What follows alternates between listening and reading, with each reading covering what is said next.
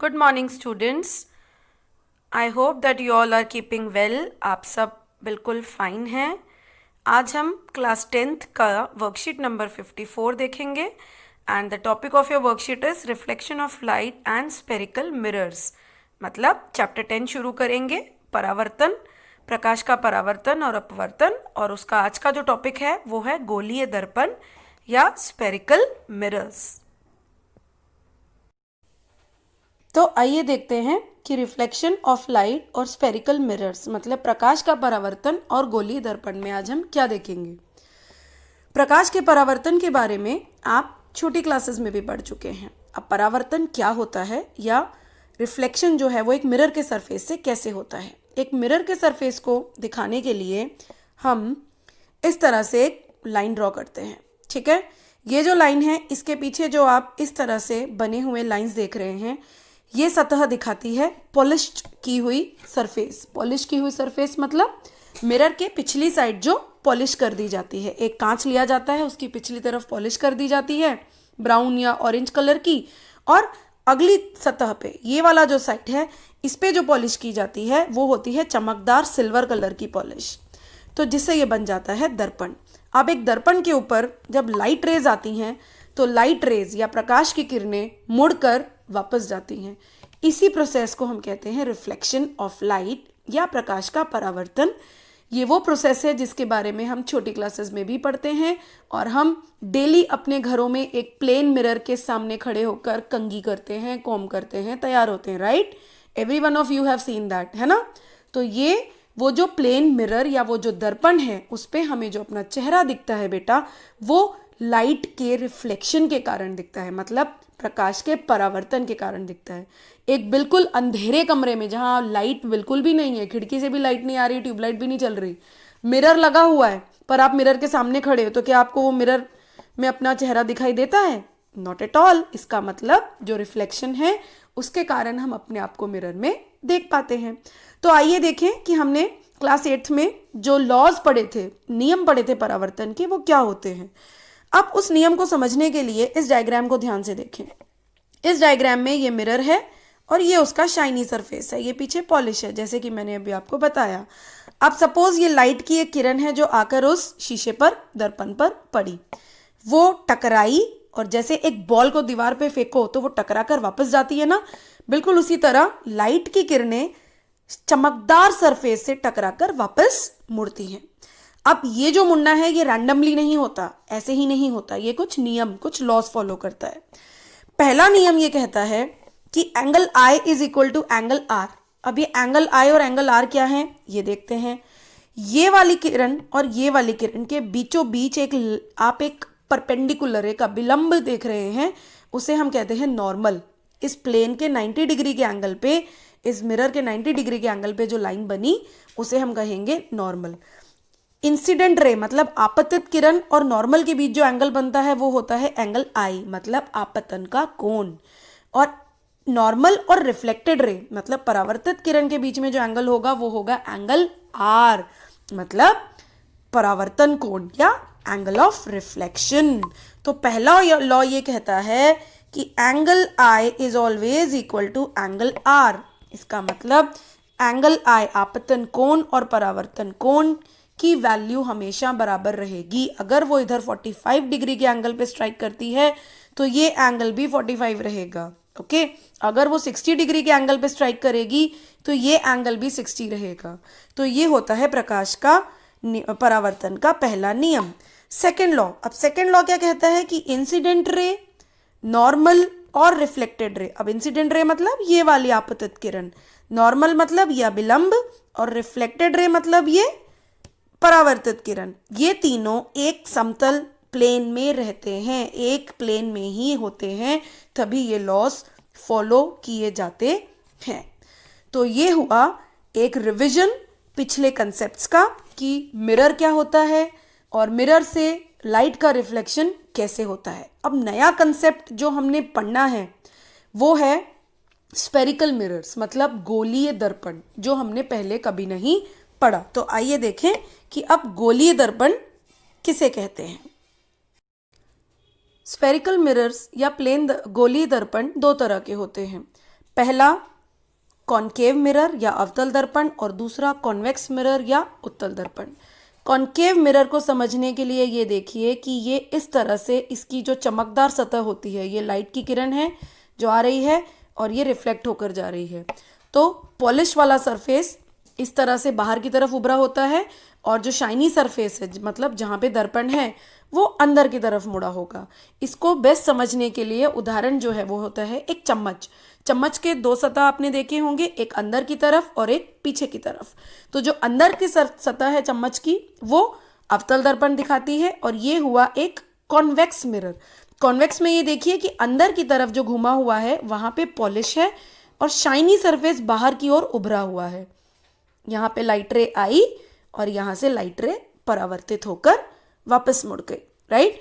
तो दो तरह से गोलीय दर्पण देखे जाते हैं। गोलीय दर्पण का मतलब उन्हें एक कांच के स्फीयर या एक कांच के गोले में से ही काटकर बनाया जाएगा। एक सतह को पॉलिश कर देंगे और एक सतह को चमकदार रखेंगे।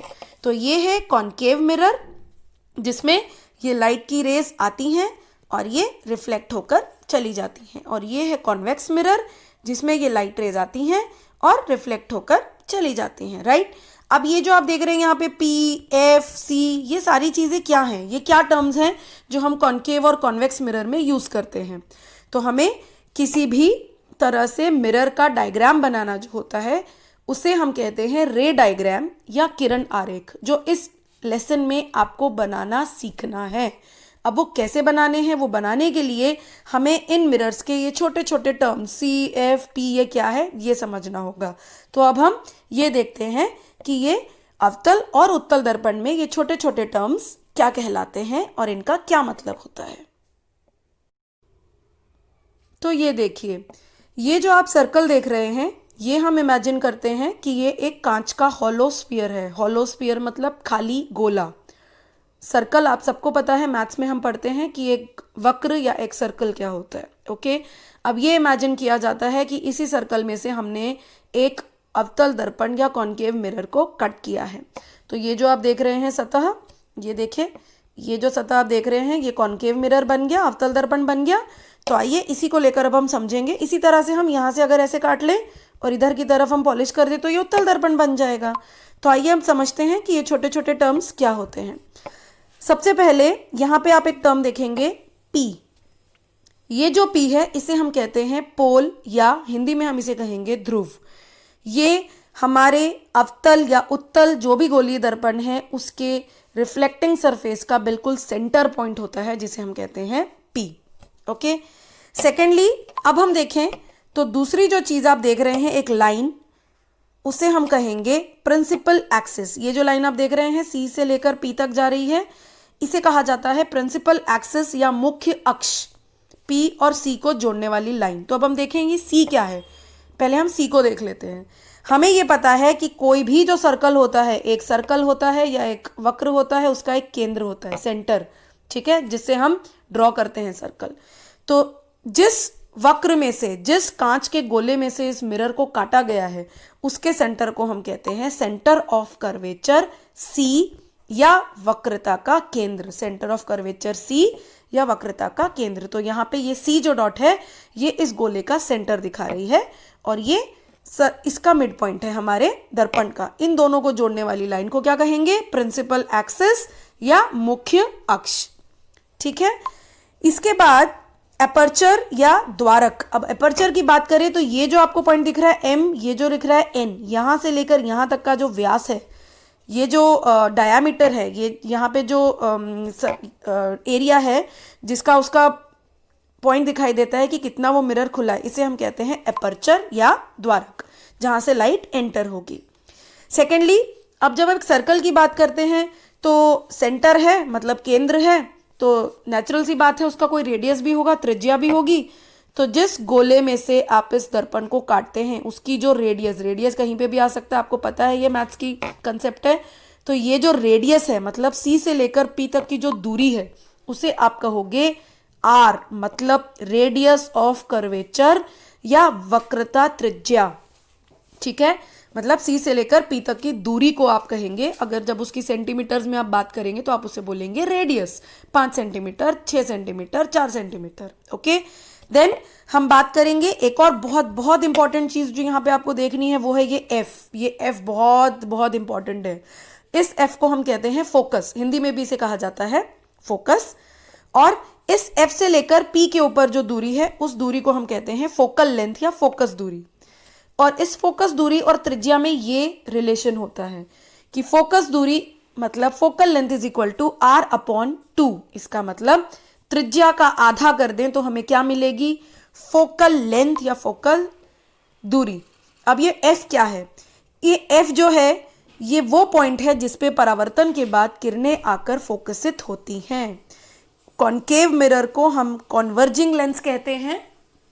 इसका मतलब ये सारी किरणों को परावर्तन के बाद एक सिंगल पॉइंट पे कन्वर्ज कर देता है, बिल्कुल इकट्ठा कर देता है, तो उसे हम कहेंगे कन्वर्जिंग मिरर।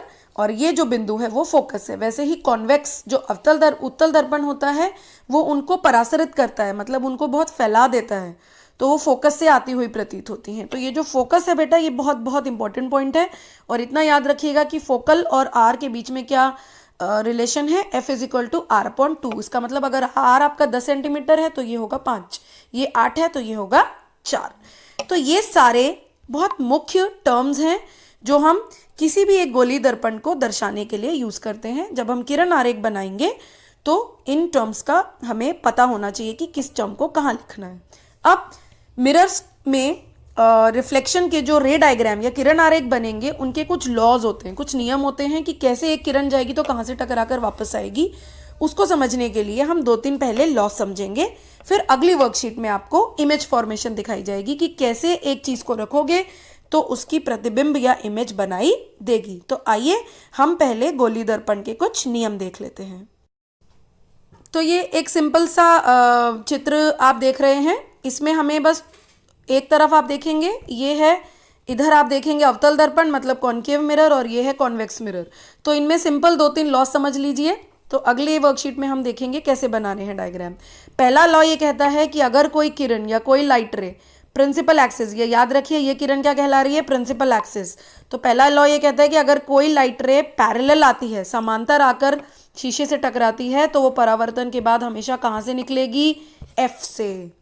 इसका मतलब कोई भी किरण वो अवतल हो या वो उत्तल हो। अब उत्तल दर्पण में जो इमेजेस हैं वो मिरर के पीछे बनती हैं, तो हमेशा ये प्रतीत होती दिखाई देती है, it appear to be coming from focus. Okay, तो हम ये कहते हैं कि अगर कोई लाइट रे या कोई किरण पैरेलल आती है तो वो परावर्तन के बाद एफ से पास होगी।